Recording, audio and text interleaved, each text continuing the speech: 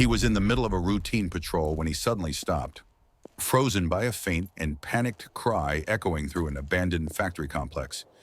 Following the sound, Officer Oswald looked up and saw a wild bobcat trapped on a narrow, crumbling ledge high above the ground.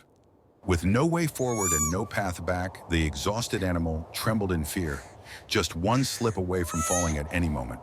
In that cold, desolate place, its weak cries sounded like a desperate plea for help in a world that had long been forgotten. But how did a wild animal end up in such a deadly position? And could a human possibly approach, calm, and rescue a terrified creature without making a single mistake? What happened next was not just a tense rescue operation, but a rare moment that revealed the fragile boundary between humanity and the wild. Before we dive into this emotional story, make sure to like the video if you enjoy heartwarming rescues, subscribe to the channel, and turn on notifications so you don't miss any stories like this in the future. The world was a cold, hard scrape of brick and rusted metal. Every breath was a rasp, every tremor of the ground a fresh lurch of terror. He didn't know how he'd gotten here, only that the ground had roared and crumbled beneath him, and then there was nothing but a sickening plummet and the sharp, sudden jolt of landing on this narrow, unforgiving shelf. The air itself seemed to taste of dust and decay, the wind whistling through broken windows like a banshee's wail. A low, desperate cry tore from his throat, thin and reedy against the vast, echoing emptiness of the abandoned factory.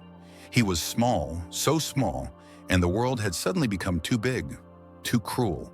His leg throbbed with a dull, incessant ache, a fiery pulse that shot through him with every shift of his weight. He tried to move, to find a softer spot, but the ledge was unforgiving, and the pain flared, making him yelp again, a sound so pitiful it seemed to be swallowed by the cavernous space. Hunger gnawed at his belly, a hollow, aching void that had been there for what felt like forever. He remembered warmth, a softness, the comforting scent of his mother. But those memories were like wisps of smoke, fading with each passing, freezing moment. Now there was only this bitter cold, the metallic tang of fear, and the relentless, gnawing emptiness. He was just a kitten, barely bigger than a man's shoe, and he was utterly, terribly alone. The sounds outside were muffled, distant thuds and scrapes that meant nothing to his addled mind, only further reminders of the world's indifference. Then a new sound, closer this time. A low rumble followed by the crunch of heavy boots on the rubble-strewn floor far below. His small heart hammered against his ribs. Monsters? More tumbling earth? He flattened himself, trying to blend into the grimy concrete, his small body shivering uncontrollably. And not just from the cold, but from a profound primal terror. The noise grew louder, accompanied by the distinct beam of a powerful light, sweeping across the floor, then up the crumbling walls. It was a giant, he knew, a creature of immense size and terrifying power. The light found him, pinning him to the ledge like a specimen, blinding his sensitive eyes. He let out a desperate, guttural hiss, a futile attempt to ward off the encroaching menace. The giant spoke, a deep rumble that vibrated through the very air, but the words were meaningless to him, just a series of strange, booming sounds. He pressed himself harder against the cold surface, wishing he could disappear. A new smell filled the air, not the familiar scent of earth and leaves, but something sharp and artificial, mixed with the faint, comforting smell of of something warm. But the giant was still there, its light unwavering, its presence immense. He felt a tremor in the ledge, then a soft, rhythmic thudding that suggested the giant was moving closer, slowly, deliberately. Each thud was a hammer blow against his fragile sense of self. He closed his eyes, squeezing them tight, willing it all to go away. Then a new sensation, a gentle pressure, not painful but firm, around his small body. He thrashed, a burst of adrenaline giving him a momentary, desperate strength. But it was useless. He was scooped up, lifted into the air. The world spun, disorienting and terrifying. He cried out, a raw, guttural shriek of protest. The pain in his leg flared agonizingly, and he bit down, hard, on the only thing he could reach, the thick, unyielding fabric of the giant's glove. He felt the resistance, the slight give, but the giant didn't recoil. Instead, the pressure remained firm and cradling, and then, inexplicably, he was being lowered into something soft and dark. He was in a small, enclosed space, dark and surprisingly warm. The giant's booming voice was still present, but now it was softer, a low murmur that seemed to wash over him rather than assault him. The sensation of being held, though initially terrifying, was slowly, almost imperceptibly, turning into something else. The cold, biting wind was gone. The rhythmic thud of the giant's steps continued, but now it felt like a gentle rocking, lulling him in a way he hadn't felt since before the world crumbled. He was exhausted, every muscle aching, every nerve frayed. The fight had drained him, leaving him hollow. He whimpered, a tiny, almost inaudible sound. Then, a new sharpness, a quick, stinging jab in his flank. He cried out, a startled yowl, and tried to scramble away, but a soft, warm hand held him gently but firmly. The giant's voice was closer, a low, soothing sound he still didn't understand, but its tone was different, less threatening. He felt a dull ache spread from the injection site, but then a strange warmth began to seep through his small body, relaxing his tense muscles. The world started to blur, his eyelids growing heavy. He could still feel the tremor of the ground, the distant rumble of the giant's movements. But they were fading, becoming distant echoes. The soft warmth of the blanket beneath him was an undeniable comfort. When he next stirred, the world was different. Still the sharp artificial light, but a new smell permeated the air. Clean, faintly medicinal, and another scent. Unfamiliar, but not unpleasant, a soft, warm smell like food. He opened his eyes fully, blinking against the brightness. He was still on something soft, but now he could see his surroundings. Bars. Thick metal bars forming a cage. Fear, cold and sharp, immediately pierced through the last vestiges of his drug-induced haze. Another trap. Another cage. He scrambled, trying to find an escape, his injured leg throbbing with renewed pain. He hissed a weak, desperate sound, but no escape. The bars were too strong, too close. He whimpered, frustration and despair rising in his throat. He tried to lick his injured leg, but the bandage was too bulky, too awkward. His stomach growled, a loud, empty rumble. He looked down and, for the first time, noticed the small, shallow bowl in front of him. A dark, rich smell emanated from it, a smell that made his salivary glands ache. Meat, soft, delectable meat. He hesitated, his instincts warring. Fear of the trap of the giants against the overwhelming, gnawing hunger that had become a constant companion. He glanced around the cage, then at the meat. His head dipped, his nose twitching, and with a tentative, almost imperceptible movement, he took a tiny, cautious lick.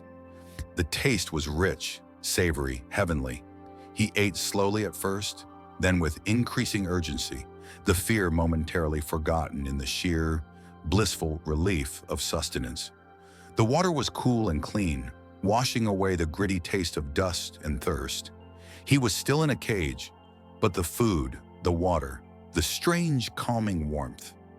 It was a beginning, a fragile, uncertain beginning, but a beginning nonetheless.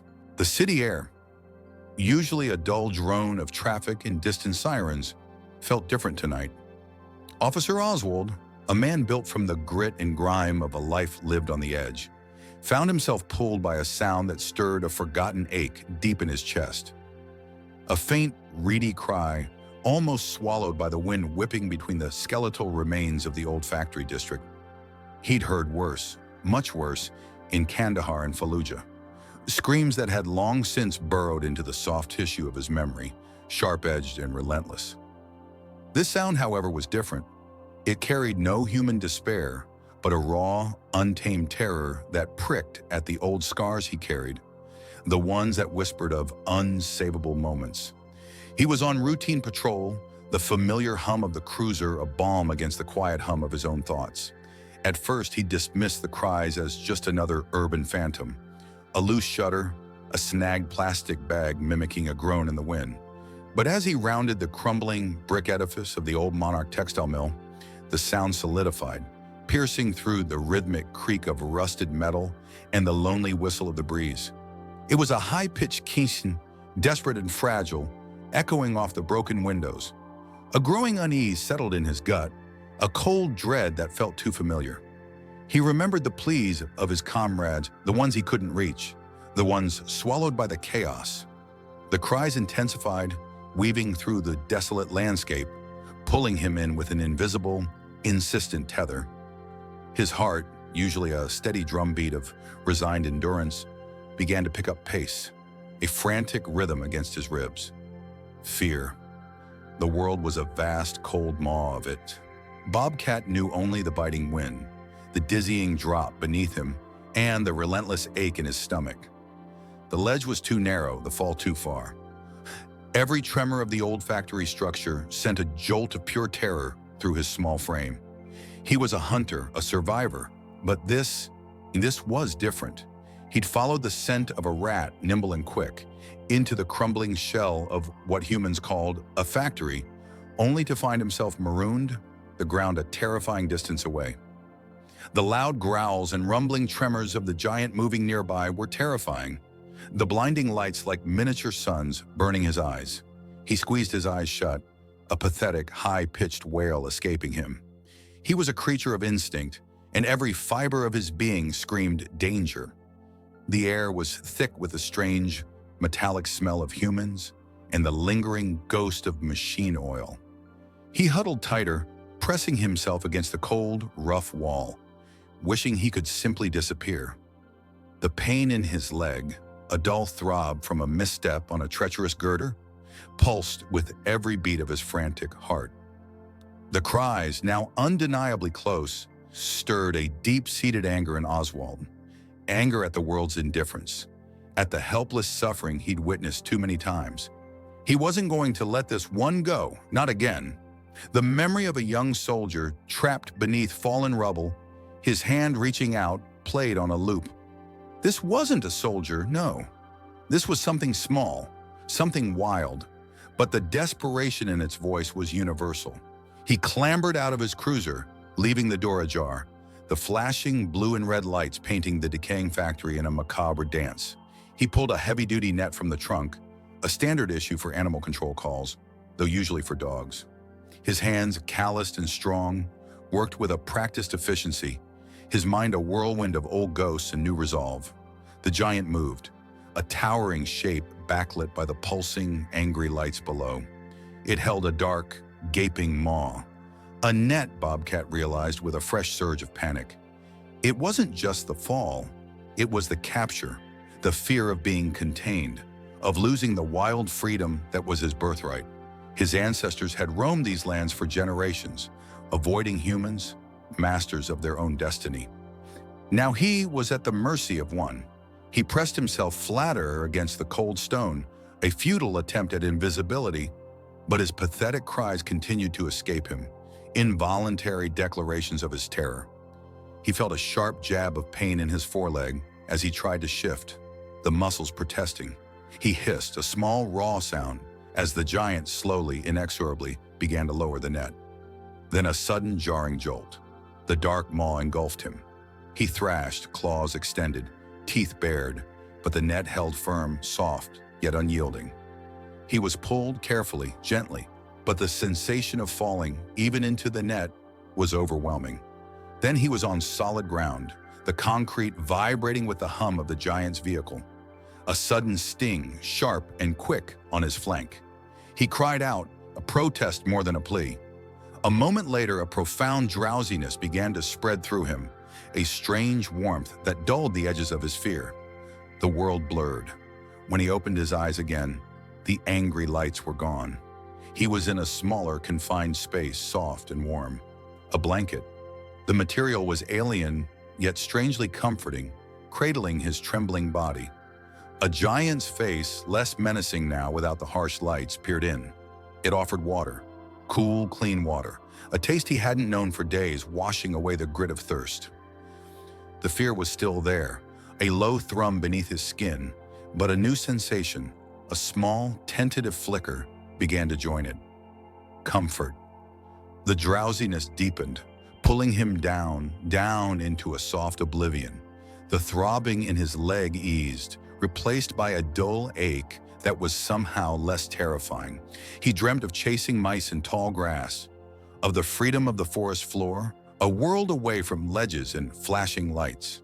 When he awoke again, the world was still soft, still warm. The giant was a presence, but a quiet one, a gentle hum in the background. The pain in his leg was almost gone, replaced by a strange, clean sensation. He was still in the confined space, but the scent was different now, cleaner, with a hint of something sterile, yet not unpleasant. The giants. These strange, formidable creatures were still giants, but their touch was no longer harsh. It was soft. And for the first time in what felt like an eternity, Bobcat felt a tiny, fragile spark of something other than fear. A glimmer of hope, the cold, unforgiving edge of the world. That's all Bobcat knew. His small body, a bundle of raw nerves and throbbing pain, was pressed tight against the crumbling concrete, the wind an icy claw tearing at his fur. Below, a dizzying chasm swallowed light and sound. Above the giant, not the big shadow-hunting shapes he knew from the forest, but a different kind of giant with strange cloth skin and a heavy thumping heart. Every instinct screamed, danger. The giant moved, slow, cautious. But to Bobcat, every inch was a mile. Every rustle of the giant's strange cloth skin a predator's advance. A large hand, dark and gloved, extended. It wasn't a paw, it wasn't a snout, it was alien, and it meant to touch him. Pain lanced through his side, a memory of the metal that had caught him, the terror that had driven him to this miserable perch. He arched his back, a tiny, defiant fury, spitting and hissing, claws still too small to inflict serious harm, raking uselessly at the empty air between them. The giant paused. There was something in its eyes then, a flicker of something that mirrored his own fear, his own hesitation. It wasn't just a hunter, it was wounded somehow. This pause, this moment of shared vulnerability, felt strange and unsettling. Then a groan, not from the giant, but from the very ground beneath them. A low, grinding rumble that vibrated through Bobcat's bones. The concrete beneath him, already loose, shifted. He scrabbled, desperate, but there was nothing to hold. The world tipped. Air, just cold, empty air. A sickening lurch, a gasp from the giant, and then a chaotic, terrifying fall. Bobcat was tumbling, a small, helpless rag doll, the wind roaring in his ears, the ledge, his only perceived safety, vanishing above. His small heart hammered against his ribs, a frantic drumbeat of impending doom. He was going to fall. He was going to be gone. A jolt, a sudden jarring halt, not the hard final impact he'd expected, but a brutal, bone-shaking stop. He was pressed tight against something warm, something moving. The giant, they were both clinging, D-A-N-G-L-I-N-G. The word didn't exist in his tiny lexicon, but the sensation was terrifyingly clear. A thin, cold bar of metal was all that held them to this world, this precarious existence. His body was squeezed against the giant's chest, a strange, involuntary embrace. He could feel the giant's heart thudding, a frantic counterpoint to his own. The fear was still there, but now mixed with the terror of the fall was a dawning, confusing realization. The giant was holding him, not crushing him, holding him, and they were both in this terrible, impossible situation together. The air was thick with dust and the smell of old metal. The instinct to scratch, to bite, to flee was still there, a raw, primal urge. But it was dulled, momentarily overridden by the sheer, dizzying reality of their shared peril. He felt the rumble of the giant's chest, a low guttural sound that wasn't a growl, but something else, a human sound. He looked up, his head tilting slightly. The giant's face was close, strained, muscles tight around its jaw. Its eyes, those strange light-filled orbs, were wide, not with malice, but with something akin to his own desperation. In that terrifying suspended moment, dangling between life and oblivion, a silent, unspoken pact was forged. Man and beast, two terrified beings, clinging to a thin strand of rusted metal, needing each other to survive. The memory of the metal trap, the days of gnawing hunger and thirst, faded slightly, replaced by the immediate, overwhelming need to simply be, to hold on. His small body trembled, not just from the cold or the lingering shock, but from the alien warmth emanating from the giant's chest. A strange new sensation, relief perhaps, or just the sheer, primal clinging to any warmth in this cold, crumbling world. He closed his eyes, pressing deeper into the rough fabric of the giant's uniform, his breath catching in his throat. The fear was still a sharp claw, but it now shared space with an even more profound, unsettling emotion. A glimmer of something that might eventually become trust. This descent, though perilous, had thrown them together, bound by the fragile thread of their shared survival. The world was a dizzying blur of edges and nothingness. The tiny creature, all sharp claws and panicked heartbeats, clung desperately to the crumbling lip of what smelled like forgotten metal and ancient dust. Below, the abyss yawned, a promise of finality. The giant Oswald had tried to reach, his voice a rumbling earthquake, his shadow a terrifying presence. But the ledge offered no purchase, and fear, a cold, sharp thing, kept the small wildcat paralyzed. Just as exhaustion threatened to pry her claws from the last shred of concrete, and the light above seemed to dim into an impossible gray, a new sound cut through the desolate factory silence. A different rumble, and then a new giant. This one moved with a purpose that felt less threatening, more controlled. The new giant, Ramirez, spoke in softer tones, a soothing murmur that cut through the sharp edge of the wind. He brought with him a strange contraption, a long pole with a soft loop at the end, and a thick, soft blanket. Bobcat's wild heart hammered against her ribs, a frantic drum. The world had offered only threats until now. The sharp edges of hunger, the biting cold, the deafening roar of machines that were now silent. Their skeletal remains a grim monument to abandonment. The first giant, Oswald, seemed to understand this new giant's language, a series of urgent, whispered commands. Then the pole extended, slow, deliberate, its soft loop a curious invasion of her personal space. She hissed, a small, pathetic sound, but the pole didn't retreat. Instead, it moved with an unsettling gentleness, nudging the loose stones away from her trembling paws, trying to clear a path. A warmth, a strange, encompassing pressure wrapped around her body. Not the sharp pain of a fall, but a soft, secure embrace. It was the blanket, gently lowered over her, blocking out the dizzying view below, replacing it with the muted smell of clean fabric and a faint, unfamiliar scent of safety. Her claws instinctively tried to shred it, but it held firm, a soft cocoon. The giants were talking again, their voices closer now. She could feel the vibrations of their movements, the slight tug of the rope. Upward, slowly, meticulously, she was being lifted. Her small body, stiff with fear and pain, protested every movement, every shift in balance. But the blanket, the soft, secure pressure, was a new sensation, replacing the gut-wrenching dread of falling. Suddenly, the world solidified. Her paws touched solid ground, not the precarious edge, but something flat and stable. The blanket was still there, a shield against the vast open space. The giants were still talking, but now their voices held a different tone. Relief, perhaps? She couldn't understand their words, but the shift in their energy was palpable.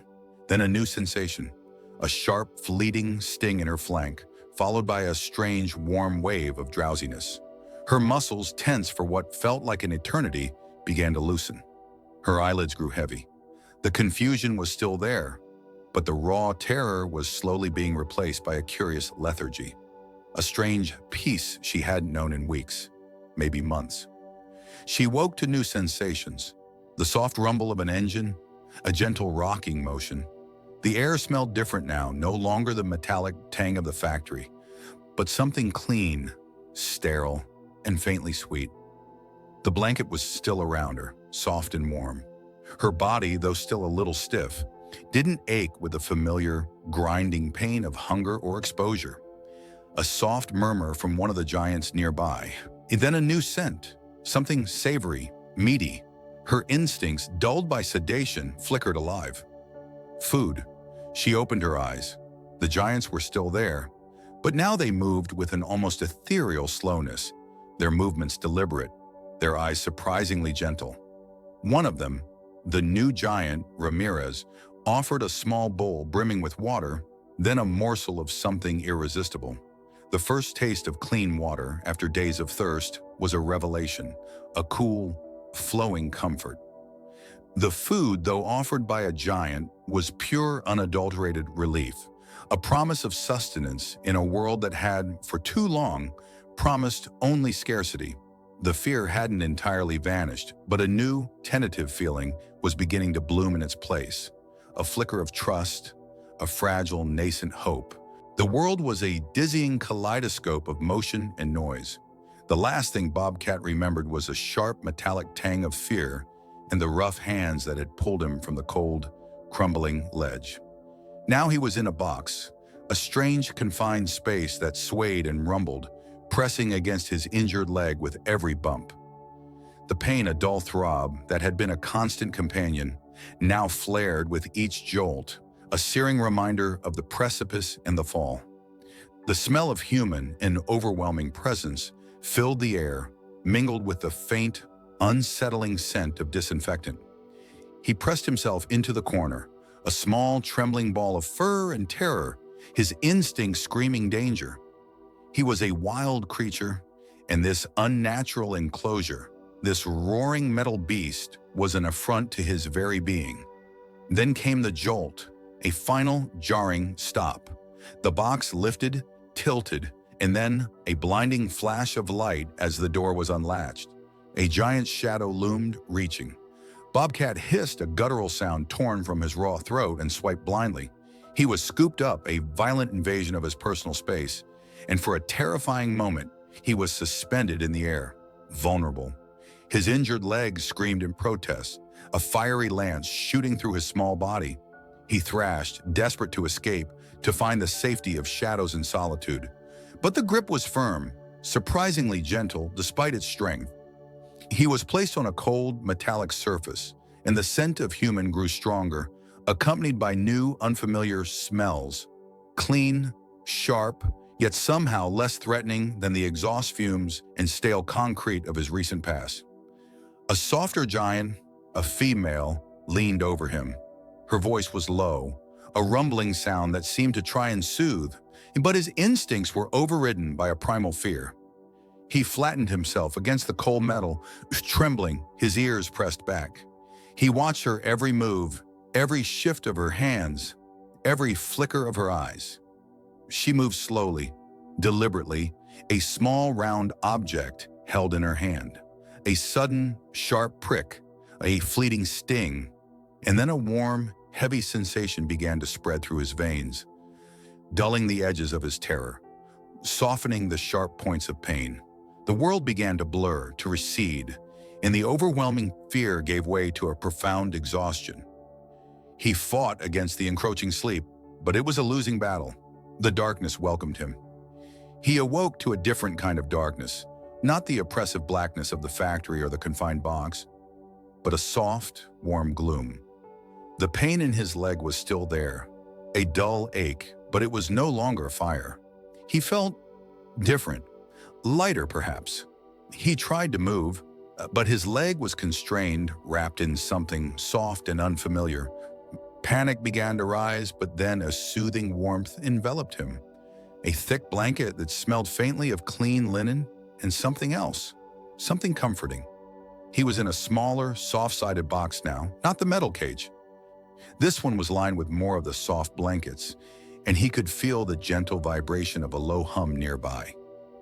A quiet whimper escaped him, a sound he hadn't made in what felt like an eternity. Almost immediately, a giant form appeared at the opening of his soft box.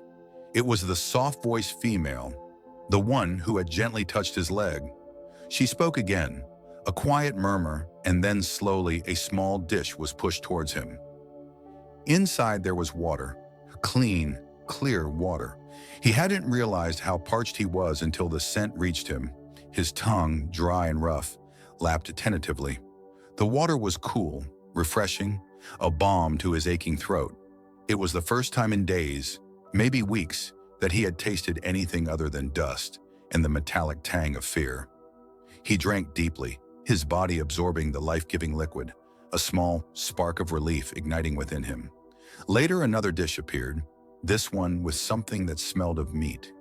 He was still wary, his instincts screaming caution, but the hunger was a powerful force. He nudged it with his nose, then took a tentative bite. It was soft, easy to chew, and the taste was sublime. He ate slowly, his guard still up, but the immediate, gnawing hunger began to recede. The female giant stayed nearby, her presence a silent, watchful one. She wasn't threatening, didn't try to touch him, just watched. The days blurred into a pattern. There were still strange hands, quick, gentle pokes that sometimes stung, but always followed by a surge of warmth and then relief. The soft blankets were always clean, the water always fresh, the food always there. He was Ledge now, or so the soft-voiced giant called him, a strange sound but one he heard often.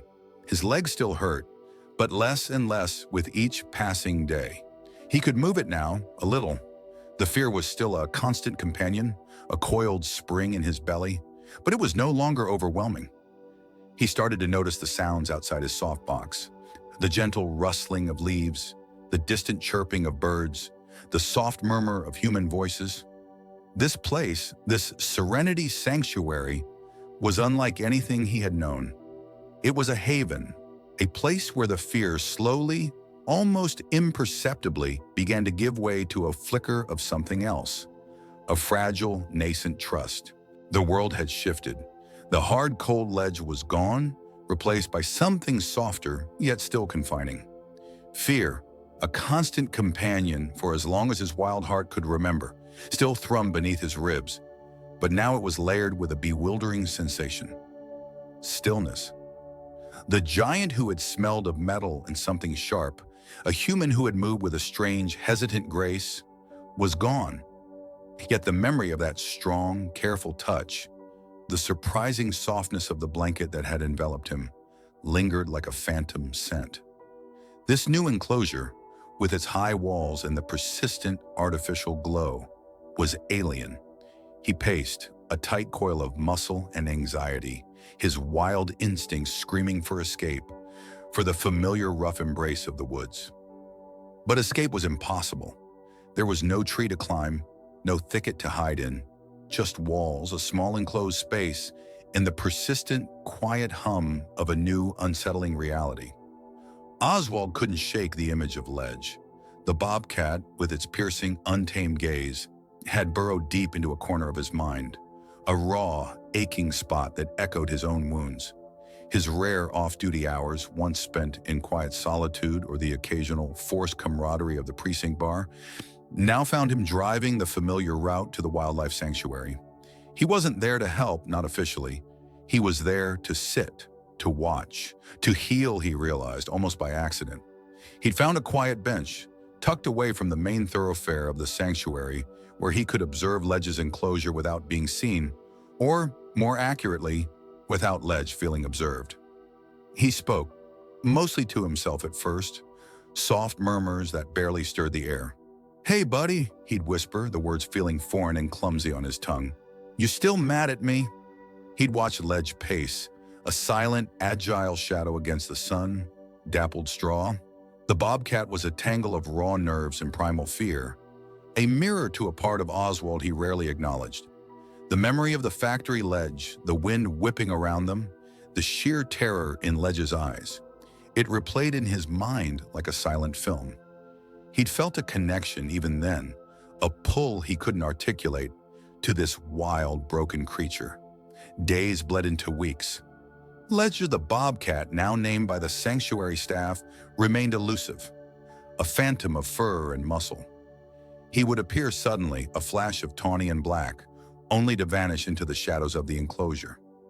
His fear was palpable, a wall around him, but Oswald kept coming. He started talking directly to Ledge, his voice a low, steady rumble, telling him about his day, about the ridiculousness of paperwork, about the quiet ache in his own heart. He didn't expect a response, not from a wild cat. He just spoke, and in the speaking, a strange kind of peace settled over him. One afternoon, as Oswald recounted a particularly frustrating traffic stop, he noticed Ledge. The Bobcat wasn't pacing. He was sitting, partially hidden by a cluster of logs, but his head was turned, his ears swiveling slightly as if he were listening. His intense fear, usually a tangible force that radiated from him, seemed to have softened, replaced by a hesitant curiosity.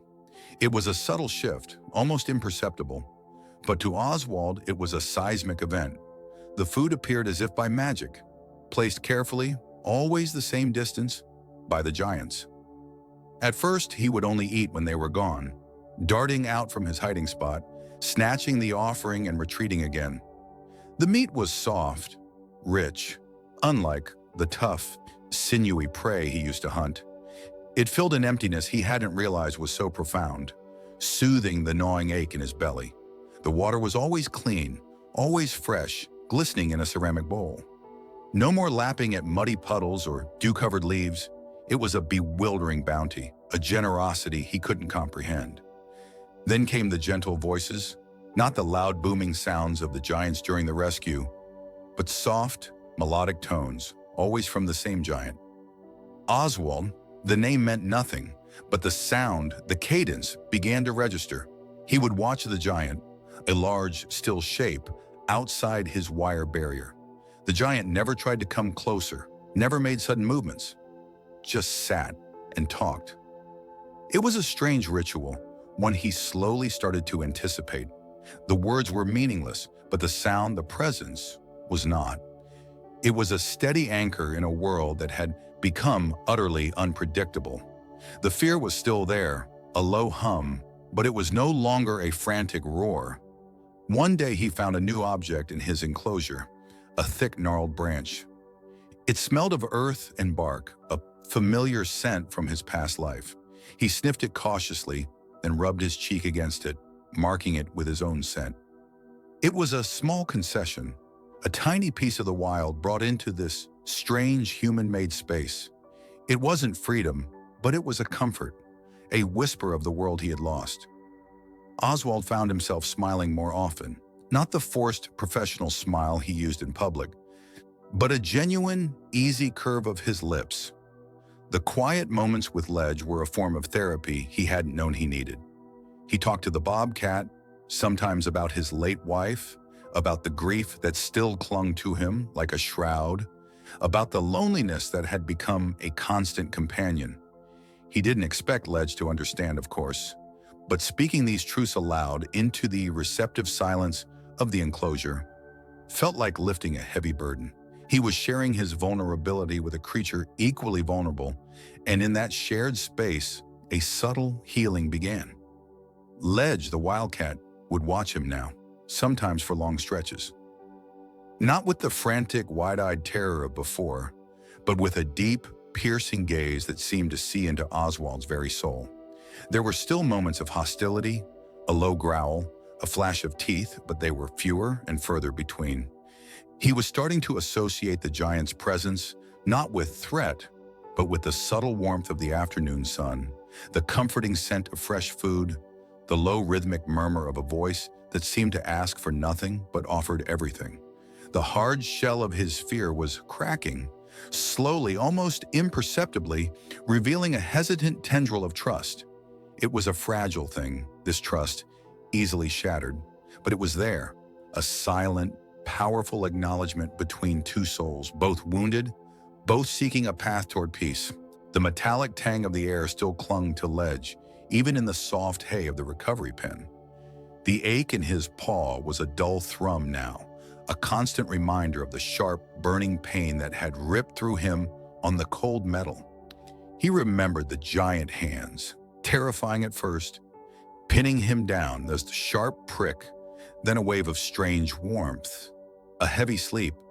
But now the hands were gentle, offering small bowls of water that tasted clean, unlike the scummy puddles he'd sometimes found, and soft, mushy food that didn't require gnawing. He was still wary, eyes always tracking the giants as they moved, their voices low rumbles that no longer sent an immediate surge of adrenaline through him. He was learning slowly that the rumbles often preceded a warm blanket or a fresh bowl of water. The days blurred into a cycle of quiet observation, the soft rustle of straw, the distant chattering of birds, and the occasional soft footsteps of the giants.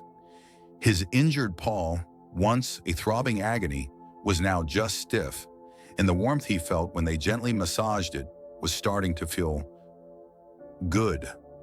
His movements were slow, deliberate, each step a careful assessment of his shifting weight. He was starting to feel the strength returning, a subtle tightening in his muscles, a faint tremor of the wildness that lay just beneath the surface. He would stalk the periphery of his enclosure, eyes gleaming, testing the air for unfamiliar scents, remembering the wind on his fur, the crackle of dry leaves underfoot. He longed for the sun on his back, not through the wire mesh, but directly, unfiltered. One afternoon, a new scent drifted into his pen, carried on a sudden gust of wind that slipped under the door. It wasn't the scent of the giants, nor the familiar, comforting smell of the straw. This was sharp, primal, a scent that stirred something deep and ancient within him, a memory he didn't know he possessed. He lifted his head, nostrils flaring, a low growl rumbling in his chest. It was the smell of his own kind. He hadn't smelled it since he was too small to remember. It was a dizzying mix of fear, pain, and something else, something profoundly familiar, yet utterly foreign in this aerial environment. The scent grew stronger, accompanied by a low, guttural moan, a sound that twisted something inside Ledge. It was a sound of profound agony, a mother's call, perhaps, a cry of deep distress. He paced the small enclosure, his injured paw forgotten for a moment, an urgency he couldn't name driving him. The giants appeared, their movements quick, their voices hushed and worried. Dr. Sanders, the kindest of the giants with eyes that seemed to understand, spoke to another giant, words Ledge didn't understand, but the tone was grave. Poaching, she's barely clinging on. Could be Ledge's mother, given the location and her age. The sound of the new arrival's pained cries pierced through the quiet of the sanctuary, reaching Ledge with an almost physical force. He flattened himself against the wire mesh separating his pen from the treatment area, his amber eyes wide with a mixture of terror and an overwhelming, inexplicable pull. His ears swiveled, straining to catch every nuance of the suffering. It was a sound that resonated with forgotten instincts, a deep ancestral memory of protection, of comfort, of a bond that transcended the pain and confusion of his own recent past. He began to vocalize a low, rumbling chuff that quickly escalated into a series of short, sharp barks, a sound the giants had never heard from him before. It was a desperate plea, a primal response to the suffering of his own kind. He didn't understand why, but every fiber of his being screamed to be closer to that pained cry, to offer whatever small comfort he could, even if he didn't know what comfort was. The memory of the cold, hard ledge, the hunger, the fear, all faded into the background, replaced by this overwhelming, desperate instinct to respond to a call that stirred the very core of his wild spirit. He was no longer just a rescued, recovering bobcat. He was a son, and somewhere nearby, a mother was crying. The world had been a swirling vortex of terrifying sensations, of booming voices and unfamiliar smells, of the sharp prick that stole the ache from his body and the soft, unfamiliar cushion that cradled him. Ledge the bobcat, usually a creature of absolute instinct and unwavering caution, felt a pull he couldn't deny. A deeper instinct, A primal need overruled the ingrained fear of the towering giants and the metallic tang of the place. His mother, she was close. He felt her scent, weakened but present. And a part of him, a new, tentative part, knew these giants, these soft-voiced beings, were helping her. He had watched, hidden and shivering, as the larger giants moved around his mother, who lay still on a flat, cold surface. The metallic tang in the air was stronger there, and mixed with something else, a clean, sterile scent that stung his nose. He wanted to go to her, to nuzzle into her flank, to remind himself of the familiar rhythm of her breathing. But the giants were too close, their movements too sudden. Then a smaller giant, one with a softer voice and hands that smelled less of the stinging cleaner, brought him a shallow dish. It held water, clear and cool, unlike the murky puddles he was used to. He drank, the cool liquid a balm to his parched throat, and felt a strange calm settle over him.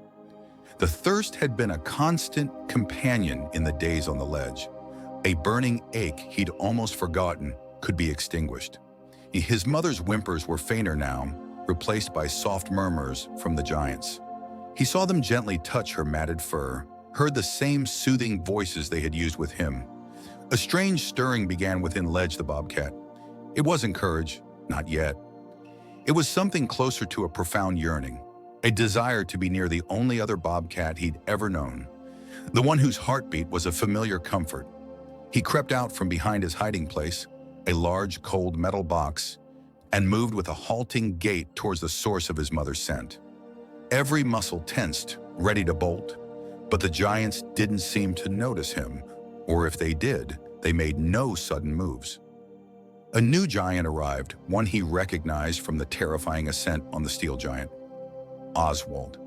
This giant didn't smell of the stinging cleaner.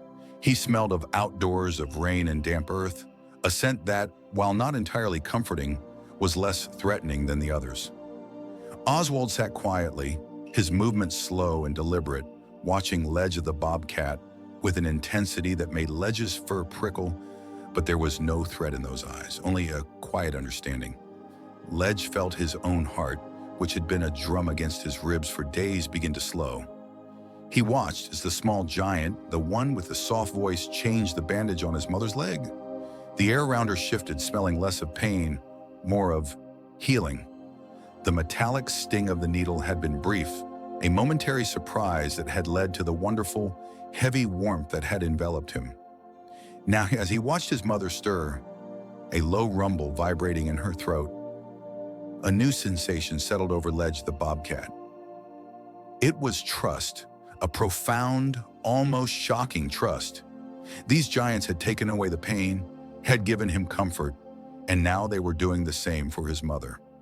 He remembered the feel of the rough rock beneath his paws on the ledge, the gnawing hunger, the desperate fear, and he contrasted it with the gentle hands, the soft blanket, the taste of clean water. The contrast was stark, undeniable. Oswald watched Ledge's hesitant approach, the subtle dip of his head, the tentative sniff at the hand offering food. He recognized the shift, not just in the bobcat, but within himself. The quietude of the past few days spent observing the resilience of these wild creatures had begun to chip away at the isolation he'd built around himself. Ledge the bobcat, through his raw vulnerability and burgeoning trust, was showing Oswald a path back to connection, not just for the bobcat with its natural world, but for Oswald with his own fractured self. He understood now that healing wasn't just about mending wounds, but about bridging divides. The bobcat's fear was lessening, inch by painful inch, and Oswald felt his own guard starting to lower. The small giant, the one who smelled of medicine but also something warm, like sunshine, moved slowly, deliberately, always respecting the invisible boundary Ledge the bobcat maintained. She spoke in soft coos, her voice a balm. Ledge felt the pull, stronger now, towards his mother. He edged closer, his spotted fur brushing against the leg of the giant. A shiver went through him, but it wasn't fear. It was something else, something new and fragile. He looked at his mother, her eyes still clouded with pain, but a spark of recognition flickered within them as she saw him. And then he made a choice. He walked towards her, past the giants, past the fear, driven by an instinct more powerful than any he had known. It was a choice to trust, a choice to reconnect, a choice to bridge the divide between his wild fear and the gentle hands offering solace. The air, thick with the scent of pine and damp earth, was a promise Bobcat could almost taste.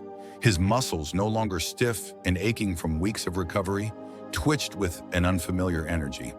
The memory of the cold concrete ledge, the shrill sirens, and the terrifying giant reaching for him still sometimes caused a phantom tightness in his chest, a quick, shallow breath. But it was fading, replaced by a growing hum of anticipation. This new enclosed space, vast compared to the smaller dens he'd known, felt different, less confining, more like the wild he only vaguely remembered. He remembered the first touch of the giant's hand. Oswald, the two-legged creature who smelled of fear and something else, something gentle like the leaves that softened his din. He'd hissed, a raw, ragged sound, when the giant had first scooped him up, the pain in his leg a searing fire. But then came the soft blanket, the gentle murmur of voices, the strange, sharp sting of a needle followed by a wave of warmth that spread through his limbs, easing the fire. Then the water, cool and clear, after days of thirst and the taste of meat. Real meat, not the garbage he'd scavenged. His mother, sleek and watchful, moved with a newfound grace beside him.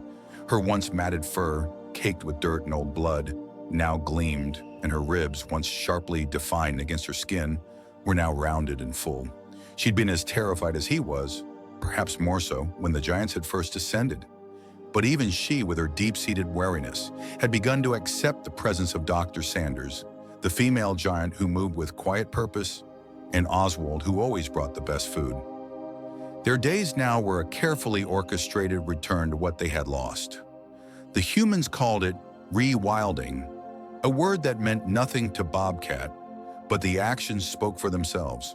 They were presented with live prey, mice, rabbits, sometimes a small bird, in varied scenarios, forcing them to hunt again, to stalk, to pounce, to kill. The first few times, Bobcat had hesitated. The easy food from the giants, still a stronger memory than the ancient thrill of the chase. He'd watched his mother, her instincts sharper, more immediate, as she brought down a rabbit with swift efficiency. Slowly, painstakingly, the deep-seated predator within him began to reawaken. The smell of fresh kill, the warmth of the blood, the tearing of flesh. Yeah, it was a primal song, one he was beginning to remember the lyrics to. Avoiding the giants was another part of the training. They would hide food in remote corners of the large enclosure, forcing Bobcat and his mother to seek it out, to learn to navigate the terrain without relying on human interaction. Sometimes, Oswald or Dr. Sanders would appear unexpectedly, and the Bobcats were expected to flee, to melt into the shadows. It was a strange dance, this push and pull, a deliberate cultivation of fear and distrust toward the very beings who had saved them. But Bobcat, despite his growing wariness, still associated Oswald's scent with the comfort of full belly and the ease of his healing body. It was a confusing mix of instinct and learned experience. Sometimes in the quiet of the night, when the memories of the ledge and the loud voices surged, he would still seek the warmth of the den that smelled faintly of the giant's comforting presence. Dr. Sanders had explained it to Oswald, the long, patient road to wildness. "It's not just about healing their bodies, Oswald," she'd said, her voice soft but firm, as they watched Bobcat tentatively stalk a hidden toy. "It's about healing their instincts, unlearning the fear of starvation and the learned dependence on humans. They need to be wild to survive out there. Even a shred of trust in people could be a death sentence." Oswald understood. He saw the struggle in Bobcat's eyes, the way the little cat would sometimes freeze momentarily lost, a flashback to the terror of capture, of being helpless. It was then that Oswald would have to fight every urge to comfort, to reassure, to offer the easy way out. The ultimate act of love, he realized, was sometimes the hardest, letting go, preparing them for a life where he would no longer be needed. The road was long, and sometimes Bobcat stumbled, regressing to the confused, frightened creature he once was. A sudden loud noise, a strange scent carried on the wind. It could send him cowering, the deep-seated trauma resurfacing. But then his mother would nudge him, a soft, encouraging rumble in her chest, and he would watch her, learn from her as she navigated the complex world of shadows and scents. He was slowly, painstakingly, becoming Bobcat again, the wild, free creature he was always meant to be. The journey back to the wild was not a gentle one, but it was a necessary one, a testament to the unwavering dedication of those who believed in a second chance, a true homecoming. The air hummed with a different kind of energy this morning, a tingling sensation that prickled Bobcat's whiskers and made his mother, Ledge, twitch an ear. It wasn't the familiar rustle of the giant Oswald approaching with the clinking bowl, nor the soft murmur of the human voices that usually soothed them. This was, bigger. A sense of an ending and a beginning, wrapped in a smell of pine and damp earth that was far more potent than the sterilized scent of their enclosure. The moment of release had arrived, a bittersweet symphony of goodbyes and silent promises hanging heavy in the cool morning air. For months, the world had been a confusing, painful place. Bobcat remembered the dizzying height, the endless cold steel under his paws, and the terrifying chasm of air. His small body, then just a bundle of fluff and fear, had shivered uncontrollably as his mother had tried to push him closer to her warmth, away from the roaring metal monster that seemed intent on swallowing them whole. The frantic struggle, the sharp burning pain in his leg from where a jagged piece of metal had sliced him, the paralyzing terror as a giant hand, encased in thick leather, had suddenly scooped him up. He'd hissed a tiny, impotent sound, but the overwhelming scent of unfamiliar flesh, of another creature so vast and powerful, had rendered him utterly helpless. It was a terrifying blur, punctuated by the sting of a needle, a brief, sharp jab, then a delicious, heavy lethargy that had stolen his fear and pain, replacing it with a fuzzy warmth. When he'd woken, the world was still confusing, but different. The relentless cold of the factory ledge was gone, replaced by a soft, warm blanket. His leg throbbed, a dull ache now, not the searing agony. He'd been in a small, enclosed space, the air thick with the scent of pine and something else. A clean, sharp smell that he now associated with the giant Oswald. His mother, Ledge, had been there too, her familiar warmth a steady comfort against his trembling body. The humans at first were terrifying. Their enormous forms loomed, their voices rumbled, and their hands, though gentle, were overwhelming. He'd cowered, his small heart pounding against his ribs, recalling the harshness of the metal, the endless hunger, the constant threat of the unknown outside. But then came the water, clean and cool, tasted after what felt like an eternity of thirst. And the food, soft and delicious, offered with a patience that slowly, painstakingly began to chip away at the walls of his fear. Oswald, the giant with the kind hands, was there now. His presence a comforting weight in the periphery of Bobcat's awareness. The air here was rich with the smells of the wild. Rotting leaves, damp earth, the sharp tang of pine needles. This was eternal green forest, a name Bobcat couldn't understand, but whose essence he felt deep in his bones. It was a place where the wind whispered through towering trees and the ground vibrated with the unseen life beneath. Oswald knelt, his large frame silhouetted against the morning sun, his gaze fixed on Bobcat and Ledge. There was a familiar ache in Oswald's scent, a mix of fondness and something else. A sadness that Bobcat, in his animal way, recognized as a pang of separation. Ledge, Bobcat's mother, shifted beside him, a low rumble in her chest. Her fur, once dulled by grime and neglect, now gleamed with health, each stripe distinct, her whiskers twitching, absorbing the myriad scents of freedom. Her limp, a painful reminder of her own struggle on that desolate factory ledge, was almost imperceptible now, a testament to the patient care, the specialized food, and the quiet comfort that had nursed her back to strength. She had learned to trust the giant, to accept his touch, his offering of sustenance, his calm presence. It was a fragile, hard-won trust, forged in the quiet moments of shared vulnerability, in the understanding that his intentions were never to harm. The giant reached for the latch on their enclosure, a familiar click that usually meant food, or perhaps a vet's gentle examination. But this time, the scent of release filled the air, heady and intoxicating. Bobcat's instincts, honed by generations of wild ancestors, screamed with anticipation. Freedom, the world vast and unknown, lay just beyond the wire. Ledge looked at Oswald one last time, her amber eyes holding his, a silent conversation passing between them. It wasn't human speech, but a deeper understanding, an acknowledgement of shared trials and triumphs. There was gratitude in her gaze, a profound thankfulness for the life he had returned to them. For Bobcat, watching from his mother's side, the giant wasn't scary anymore. He was a protector, a provider, a quiet presence who had taught him that not all human hands brought pain. Some brought warmth and food and the promise of a future. Then with a gentle click, the gate swung open. The scent of freedom rushed in, a deluge of wild possibility. Ledge hesitated for a moment, a final poignant farewell between wild creature and human protector. Oswald watched, his face etched with emotion, as Ledge nudged Bobcat forward, her silent command clear. This was their world now. Bobcat took a tentative step onto the soft earth, the cool dampness a thrilling sensation beneath his paws. He looked back at Oswald, his small wild heart acknowledging the giant who had mended him, who had shown him kindness in a world that had once been only cruel.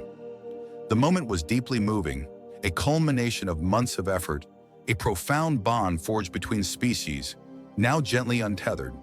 The poignant farewell, a silent agreement to let go, symbolized the beauty of release in the enduring impact of their shared extraordinary journey.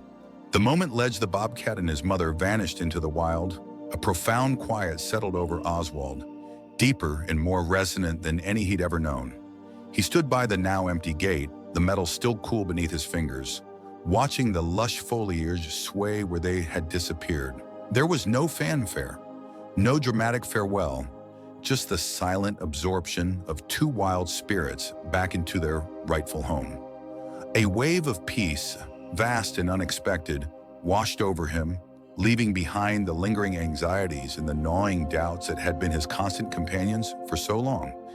He remembered the first time he'd seen Ledge, a tiny, terrified bundle of matted fur clinging to a precarious ledge. Its eyes wide with primal fear, a mirror to a fear Oswald knew all too well.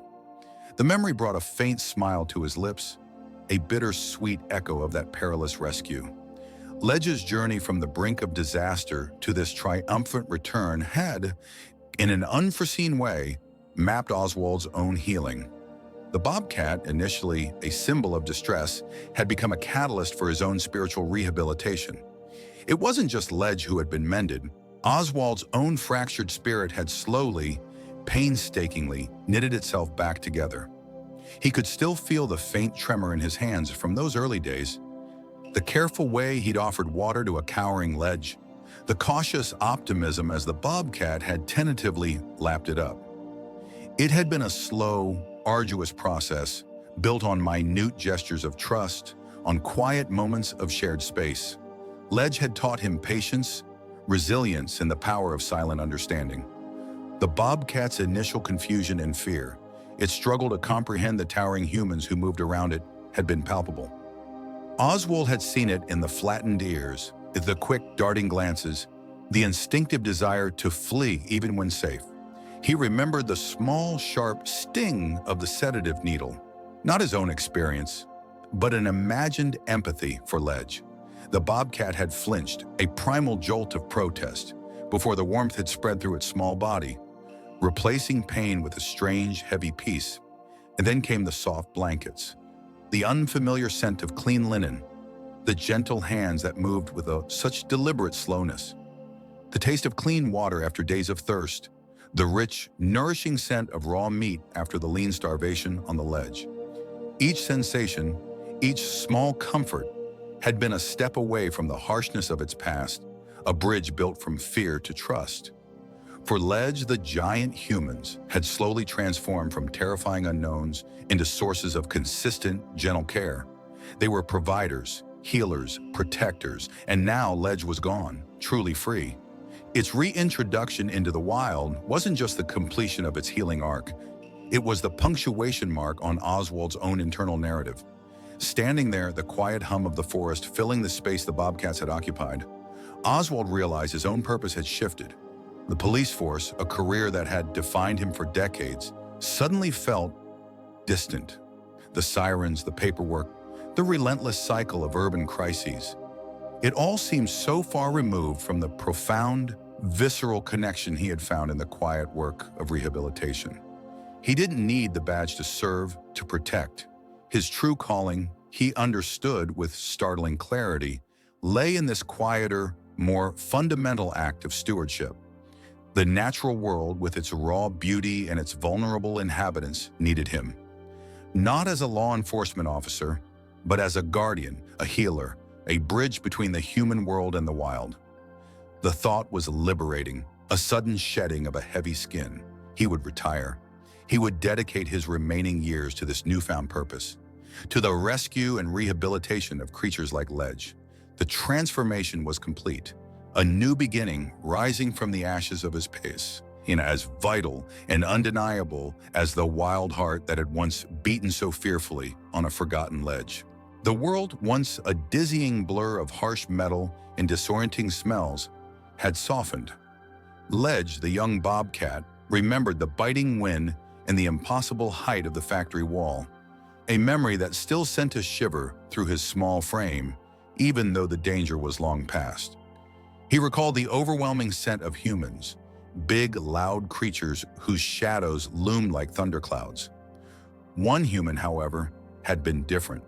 His scent, a mix of something metallic and something warm, had been the one that had cut through the terror, an anchoring point in the chaos. Ledge had felt the strange, firm pressure against his side, then the unexpected warmth of a blanket, and then nothing. A deep, dreamless sleep. He awoke to a different kind of world. The sounds were soft, the air smelled of clean earth and something sweet. The pain that had gnawed at his flank for days, a constant, sharp reminder of his fall, was gone, replaced by a dull ache that seemed to lessen with each passing day. The giants, still large, no longer roared. Their voices were low, soothing rumblings, and their hands, though immense, were gentle. He'd flinched, instinctively, when the sharp sting had come again, a quick prick in his muscle. But the giant's voice had been a low hum, and soon after, a wave of drowsiness had washed over him, a calm release from his anxieties. Food, surprisingly soft and tasting faintly of familiar prey, appeared regularly. Water, fresh and cool, was always available. He remembered the parched rasp of his tongue against his gums on the ledge, and the first taste of this new abundant water had been pure liquid relief, a healing balm. The giant with the metallic and warm scent, the one who had first touched him, was often there. He would sit just outside Ledge's enclosure, sometimes reading, sometimes just watching. Ledge, wary at first, would retreat to the back of his den, eyes narrowed, fur bristling, but the giant never pushed. He just sat, a quiet, reassuring presence. Slowly and perceptibly, Ledge's fear began to recede, replaced by a hesitant curiosity. He would watch the giant, noting the unthreatening stillness, the gentle curve of his shoulders. The giant's name, he often heard the other giants say, was Oswald. Oswald. The sound was soft, like the rustle of leaves. Oswald, it turned out, was no longer a giant who wore the stiff, dark uniform he'd worn on the ledge. His clothes were soft, earthy colors, and his movements were deliberate, unhurried. The other giants, they called this place Serenity Sanctuary. Ledge learned to associate the soft clatter of a bowl with the arrival of food, the quiet creak of a gate with Oswald's visits. Trust, a fragile thing, began to bloom within him. He no longer snarled when Oswald approached. He might still flatten his ears, a nervous habit, but he wouldn't retreat. Sometimes Oswald would speak, his voice a low rumble, and Ledge would feel a strange sense of calm settling over him, an echo of the peace he now found in this new safe home. Ledge grew stronger, his muscles regaining their spring, his movements becoming fluid and graceful once more. The wild and instinct deep within him called, but now it was a call of freedom, not of desperation. He would watch the birds flitting through the trees, the squirrels chattering, and a deep yearning would rise. Oswald understood. He had seen the change in Ledge, the spark of wildness returning to his eyes. The day came when Ledge was released, not back into the dangerous factory, but into a boundless expanse of green, a place the giants called the eternal green forest. The air was rich with the scent of pine and damp earth. The sounds were a symphony of rustling leaves and distant bird calls. He ran, feeling the earth beneath his paws, the wind through his whiskers, a pure, unadulterated joy. He remembered the cold, hard metal of the factory ledge, and the stark contrast made his heart swell with a wild, profound gratitude. Oswald, the gentle giant, would often visit this forest. Ledge, now a true wildcat, would sometimes catch his scent, a familiar blend that no longer brought fear, but a flicker of something akin to recognition, perhaps even affection. He would see Oswald, a small figure against the towering trees, sitting quietly, his gaze sweeping across the verdant landscape. Ledge would hide, observing, a silent acknowledgement of their shared journey. Oswald, once haunted by the ghosts of a different kind of war, now found his peace here, in the rustling leaves, in the knowledge that Ledge and his mother, also rescued and rehabilitated, thrived in this sanctuary of nature. His life, once heavy with the past, was now dedicated to these vulnerable creatures, a full-time rescuer at Serenity Sanctuary, a beacon of hope for all who encountered him. He carried the legacy of compassion, a testament to the healing power of connection, a promise whispered by a small bobcat rescued from a forgotten ledge. If this story touched your heart, comment 1 if you're moved or 0 if you're speechless. Thanks for watching until the end. Don't forget to like and subscribe for more magical stories. See you next time.